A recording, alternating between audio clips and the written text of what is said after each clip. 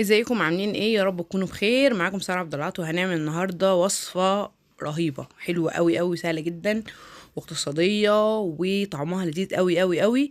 دي يا جماعه نوع من الحلويات اسمها الدبله. ديت حلويات من التراث الصعيدي، طعمها حلو جدا جدا وسهله وبسيطه، وبعملها بس بدقيق وسكر. وهنعملها النهارده مع بعض بطريقه سهله قوي قوي، وان شاء الله باذن الله تجربوها وتعجبكم. اول حاجه هنا معايا دقيق، دول 3 كوبايات من الدقيق. انا حطيت عليهم رشه صغيره من الملح وميه، وعجنتها كويس لحد ما قوام العجينه بقى طري. فهي بتبقى طريه عشان تبقى سهله في الفرد، لان انا هفردها.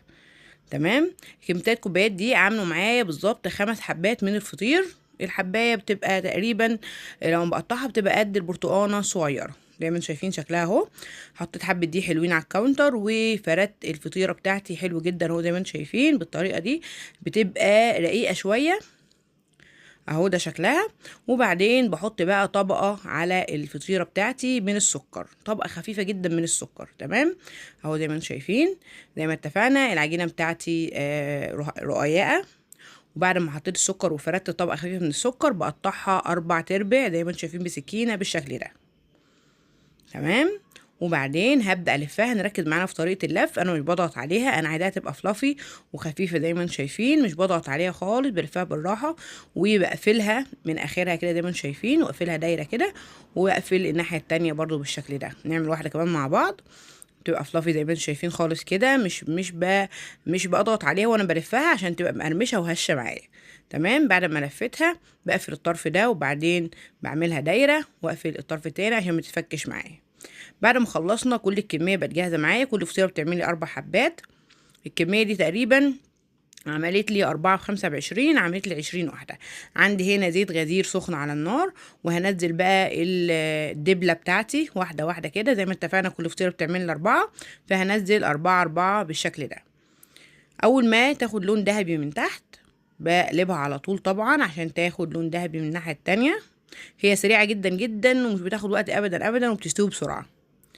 تمام. بعد ما خدت لون ذهبي من ناحيتين هبدأ ان انا بقى بطلعها في مصفى جنبي، علشان لو في اي زيت زيادة يتصفى.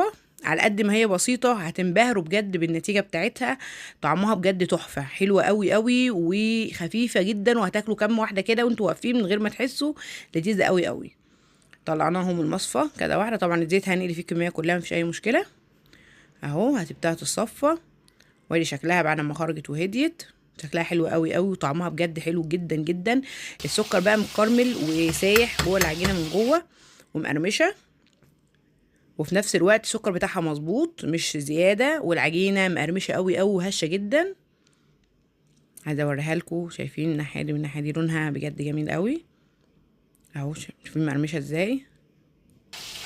تحفه، حلوه جدا جدا جدا. اتمنى تجربوها، واتمنى الوصفه تعجبكم. واي سؤال اكتبوا لي في الكومنتات وانا هرد عليكم على طول ان شاء الله.